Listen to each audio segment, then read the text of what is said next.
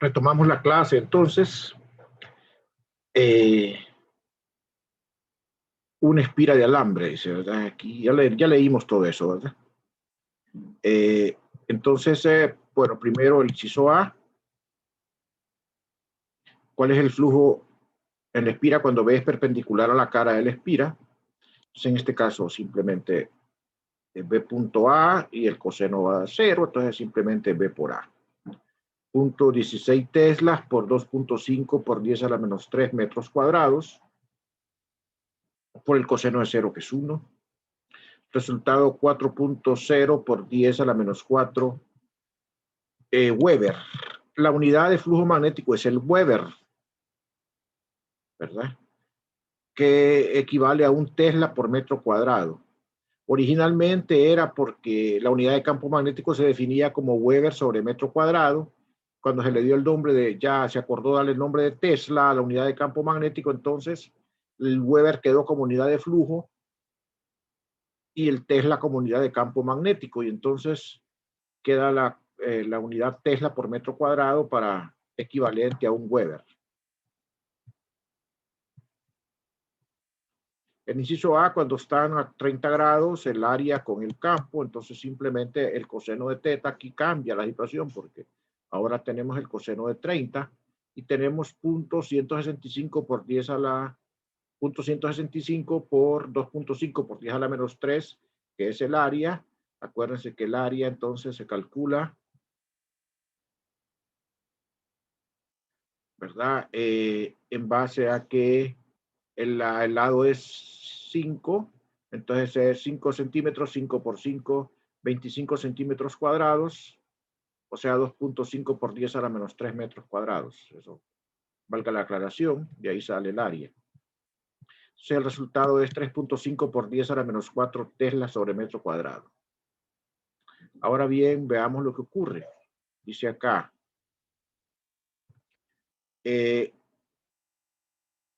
¿cuál es la magnitud de la corriente promedio en espira si esta tiene una resistencia de 0.012 ohmios y se hace girar desde una posición B a la posición A en 0.14 segundos? La posición B, acuérdense que la posición B corresponde a 30 grados y la posición A corresponde a 0 grados. Entonces, la FEM inducida sabemos que es la derivada de phi con respecto al tiempo, pero como queremos un valor promedio de la corriente inducida, el promedio, entonces el promedio se calcula con el delta, no se calcula con el valor exacto de la derivada, se calcula con el delta.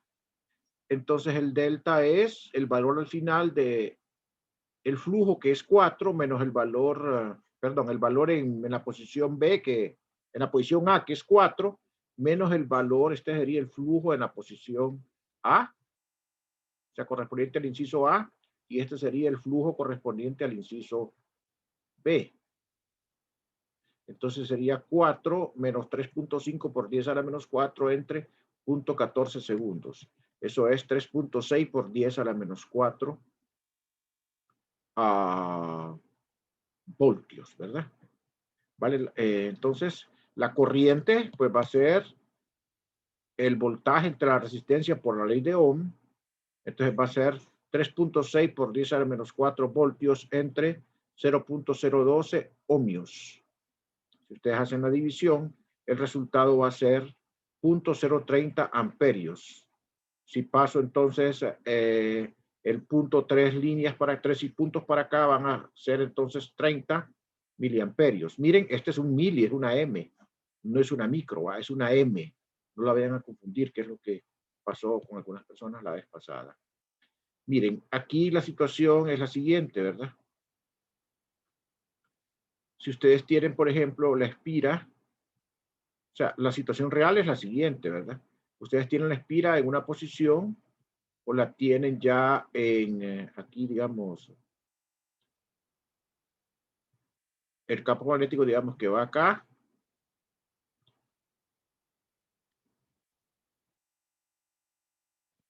Aquí la tienen, pues, en la situación A, que sería 30 grados, ¿verdad? Perdón, 0 grados. Pero si ustedes, por ejemplo, ya colocan la espira aquí, en la posición aquí punteada,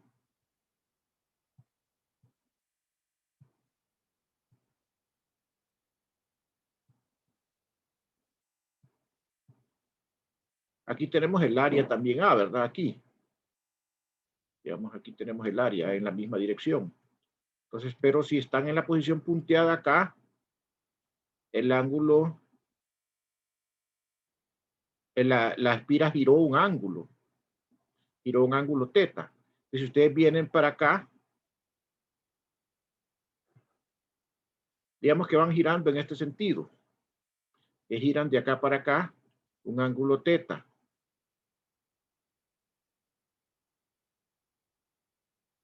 Entonces, realmente la situación que pasa con la derivada del flujo es que la derivada del flujo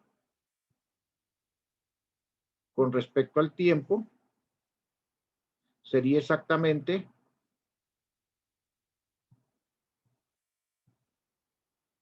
la derivada con respecto al tiempo de B punto A, que sería B por A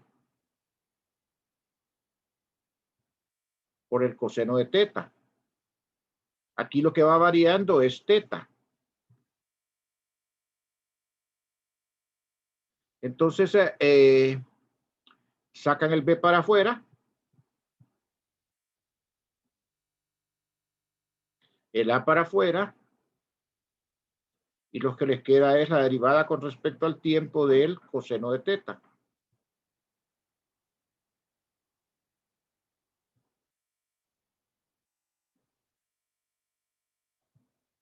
Si derivan el coseno de teta, entonces esto sería, la derivada del coseno es menos el seno, que sería acá, menos B por A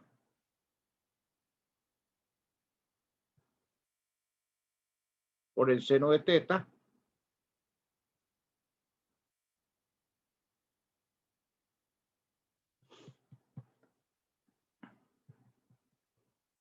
Les estoy explicando esto porque puede ser que se dé una situación más general. ¿Verdad? Esto ya fuera del contexto de este problema, pero estoy aprovechando este problema para que entiendan una situación más general que les podían preguntar.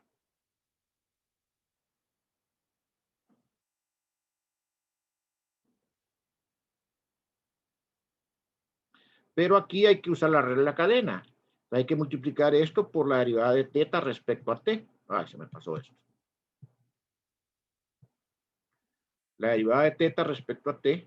Entonces, eso sería teta punto. O sea que eso sería la velocidad angular con que está rotando el espira. Entonces, para poder contestar la pregunta exactamente diciendo cuál es la FEM inducida, entonces la FEM inducida va a resultar dependiendo de cómo varía teta con el tiempo. Si esta velocidad angular es constante, entonces va una velocidad angular aquí. Si es variable, pues va una cantidad ahí. Entonces, lo que hacemos es que calculamos el promedio. Calculamos el promedio, ¿de acuerdo? Calculamos nosotros el promedio y el promedio es entonces el valor final menos el valor inicial entre el tiempo, ¿verdad? Ese es el promedio. No me piden el valor exacto porque el valor exacto implicaría todos estos datos que están acá. ¿Ok? Bien.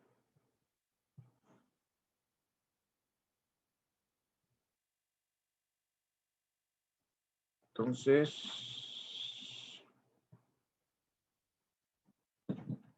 otro ejemplo. Esto es un ejemplo conceptual y es una práctica para usar la ley de Lenz. Dice acá, ¿cuál es la dirección de la corriente inducida en la espira circular para cada situación de la figura? Aquí tenemos una espira circular que se va moviendo hacia la derecha. Entonces, lo que va viendo, lo que hay es un campo magnético acá que va saliendo. Entonces, si me muevo hacia la derecha, lo que está haciendo es que menos campo va saliendo. Entonces, ¿qué ocupamos? Más campo saliendo. Entonces, o sea, necesitamos líneas de campo que salgan. Por lo tanto, al enrollar los dedos de nuestra mano, que no sean el pulgar, para que salgan, la corriente tiene que ir en este sentido que está marcado aquí. ¿Verdad? Tiene que ir acá para que haya más líneas de campo saliendo para contrarrestar el efecto del movimiento hacia la derecha que va generando menos de líneas de campo saliendo. La otra figura, lo que tenemos es que está,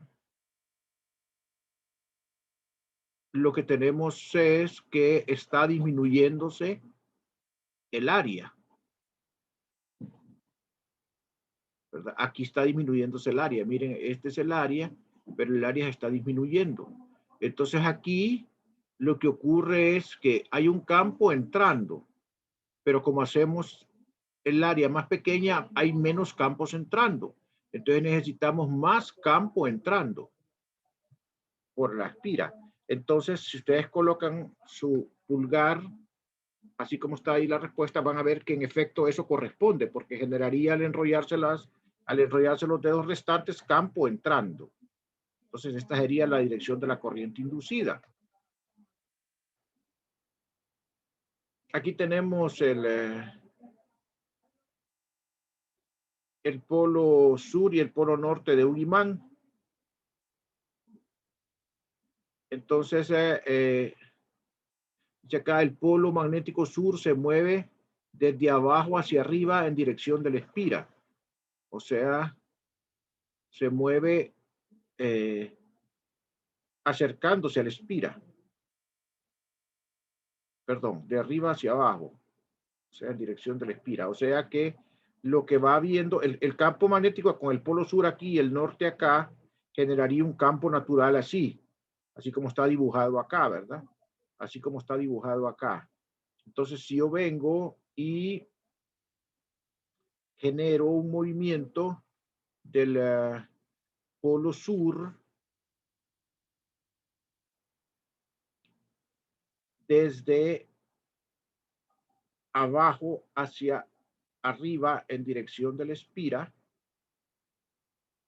o sea, voy moviéndome hacia arriba, entonces menos líneas de campo van a atravesar la espira, porque aquí hay un montón de líneas de campo. Si yo muevo la espira para arriba, van a haber menos líneas de campo atravesando la espira. Por lo tanto, tengo que generar una corriente que genere más líneas de campo en esa dirección. Entonces, eso significaría que ocuparía... Esto está un poco confuso. El planteamiento está un poco confuso.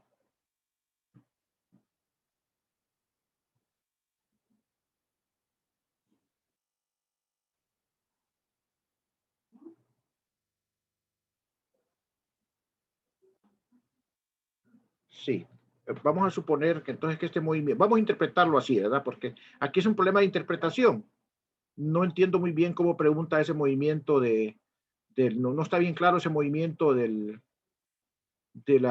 polo sur desde abajo hacia arriba en dirección de la espira. Aparentemente es que se va acercando a la espira. Entonces, si se va acercando el polo sur a la espira cada vez más, entonces lo que va a ocurrir es que más líneas van a ir de sur a norte. Entonces, voy a tener un aumento en esa dirección. Entonces, voy a ocupar una corriente que genere menos líneas de sur a norte, o sea, más líneas en sentido contrario, de norte a sur. Entonces, sería esa corriente que está pintada ahí, que generaría campo en el sentido contrario, hacia acá, ¿verdad? Porque las líneas enrollarían hacia acá y generarían líneas de norte a sur. O sea que vamos a suponer que lo que ocurre es que yo tengo, digamos, el polo sur y el polo norte, tengo la espira metida en el imán, y lo que voy haciendo es acercando el polo sur hacia el plano de la espira. Entonces genera más líneas de sur a norte, o sea, está aumentando B en esta dirección. Sí, esta vez es un poco complicado. Entonces vamos a ver qué pasa acá en esta otra figura. Aquí tengo el imán, pero tengo el polo norte está aquí. y el polo sur acá. Entonces tengo que el polo magnético se mueve hacia el espira en el plano de la página. O sea que el punto es que aquí yo no tengo flujo magnético porque estoy afuera del imán. Entonces, aunque se mueve el imán, no hay variación del flujo. El flujo sigue siendo cero porque estoy afuera del imán. Entonces, la corriente inducida va a ser cero porque no va a haber FEM inducida porque el flujo magnético es cero siempre, no cambia. No cambia, ¿ok? Bien, entonces, finalmente la situación aquí de la rotación. Es la rotación de la espira, digamos. Va. Aquí tenemos la espira y esta espira va a rotar respecto a este eje que está acá. El campo está hacia la izquierda. Aquí en la condición inicial,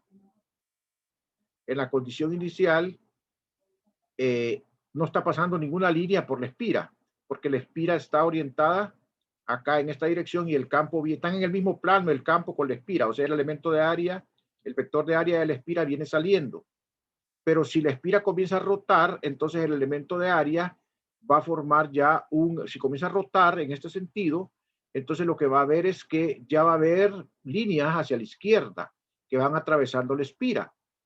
Por lo tanto, la corriente tiene que generar líneas hacia la derecha, ¿verdad? Líneas hacia la derecha.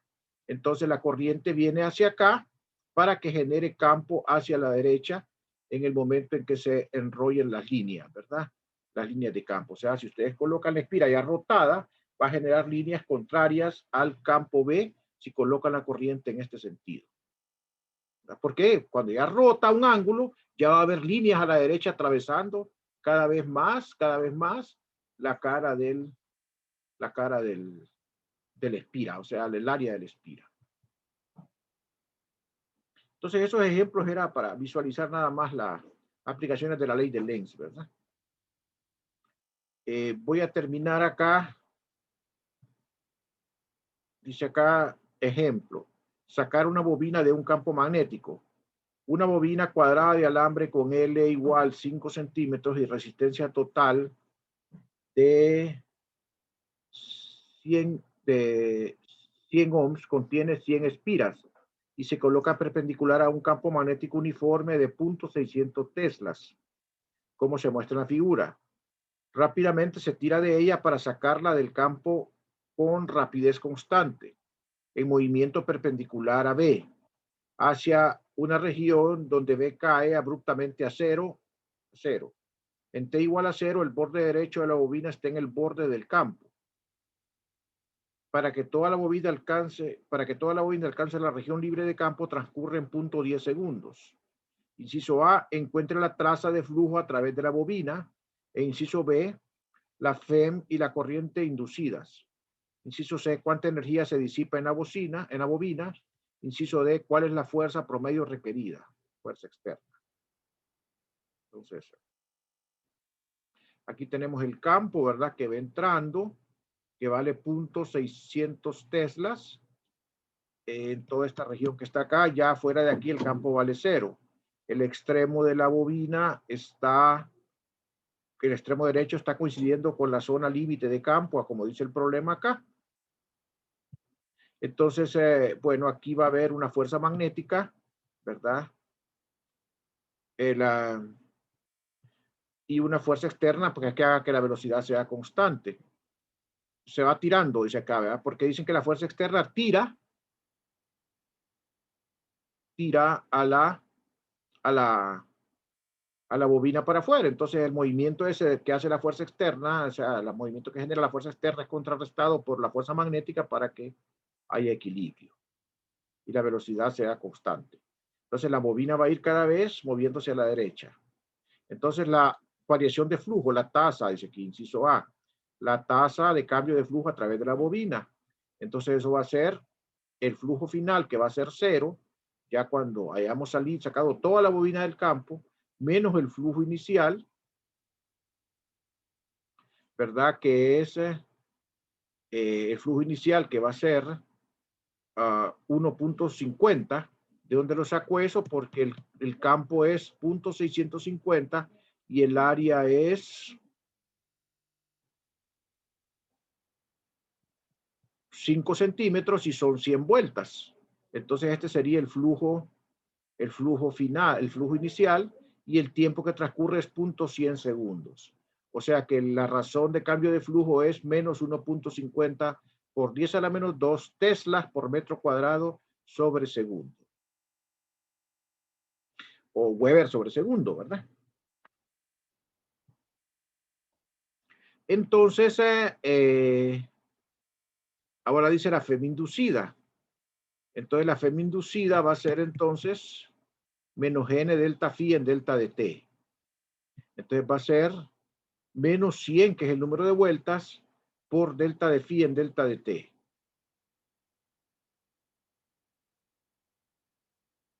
¿Verdad? Por delta de phi en delta de t. Entonces va a ser acá 1.50 voltios, ¿verdad? En la FEM inducida. La corriente inducida por la ley de Ohm va a ser la FEM entre la resistencia, o sea, va a ser 1.50 voltios entre 100 ohms, y el resultado va a ser entonces el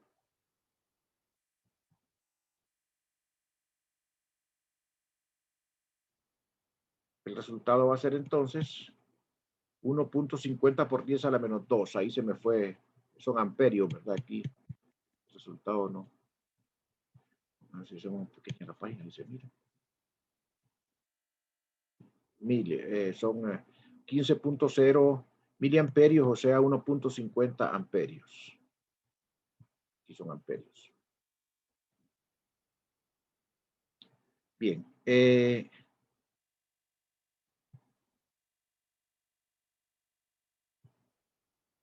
Bueno, finalmente, la fuerza, nosotros sabemos que la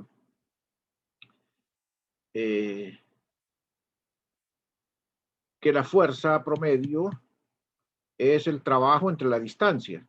Sabemos que el trabajo es el integral de f de x, o sea, la fuerza promedio por delta de x. Entonces, esa fuerza promedio va a ser entonces el trabajo entre la distancia. Pero en el inciso E nos piden la potencia. Perdón, la energía. La energía es potencia por tiempo. La energía es potencia por tiempo. Pero potencia es, por la ley de Ohm, es I cuadrado por R, por el tiempo. Y ya tenemos la corriente, que es 1.50 por 10 a la menos 2 amperios al cuadrado, por la resistencia, que es 100 ohms, por el tiempo, que es 0.100 segundos. El resultado entonces es que la energía que se genera es 2.25 por 10 a la menos 3 joules. Y entonces para el inciso D, lo que nos piden es la fuerza promedio. Entonces la fuerza promedio va a ser el trabajo, o sea, la energía dividida entre la distancia. Entonces va a ser 2.25 por 10 a la menos 3 joules entre 5.0 por 10 a la menos 2 metros, que es la distancia que recorre hasta que el espira abandona completamente la zona de campo. Y el resultado de esa fuerza promedio es 0.450 newton. Bueno, este es un tema bastante importante. Por eso me detuve 3 clases en este tema, y como pueden ver, vi una gran variedad de problemas. Una gran variedad de problemas acá, para poder cubrir toda la gama de conceptos que involucran el tema, ¿verdad? Entonces aquí, digamos, ya vamos a pasar a ver el otro tema. Solo que quiero hablar un segundito con ustedes. Miren, yo tengo problemas mañana de tipo personal, de salud, que tengo que ir con mi esposa a un hospital, y entonces, y el viernes pues acostumbramos a que ustedes hagan sus actividades que están programadas. Entonces, como entonces generalmente el viernes no tenemos clases, salvo que lo necesitemos, ¿verdad? Como la otra semana está programada para que sea un poco laxa, para que ustedes se tomen un respiro también, donde lo que hay son unos videos que tienen que ver y un cuestionario que tienen que contestar al final de la semana, tomaremos el lunes y el martes clases para ver el tema de ondas electromagnéticas. ¿Qué quiero decir? Que nos reuniremos acá la próxima vez el lunes a las 11. ¿De acuerdo? ¿Me escucharon todos? Yo voy a poner el anuncio de todos modos en el chat. ¿Me escucharon? Sí, ingeniero. Sí, ingeniero. Bien. Perfecto. Eso quiere decir que mañana no habrá Sí. clases. No, ni mañana ni pasado, pero también eso implica una cosa. Vamos a hacer entonces el quiz el martes a las 8 y la tarea va a quedar para el martes a las 11:55, para ser consistentes con eso, ¿verdad? Que sea después de la última clase. Ya hablé con la ingeniera Karen y sí, exactamente, estamos de acuerdo con ella, ¿verdad? Que el quiz se pasa para el martes y la tarea para el martes también, para ser consistentes con eso, ¿verdad? De que la entregan después de que termine la última clase. ¿De acuerdo? ¿Estamos de acuerdo todos? ¿Ok? Está bien, ingeniero. Bueno, pues buen provecho y buenas tardes, ¿verdad? Bueno, feliz tarde, ingeniero. Bueno, gracias. Gracias, ingeniero. Gracias a ustedes. Cheque, gracias a ustedes.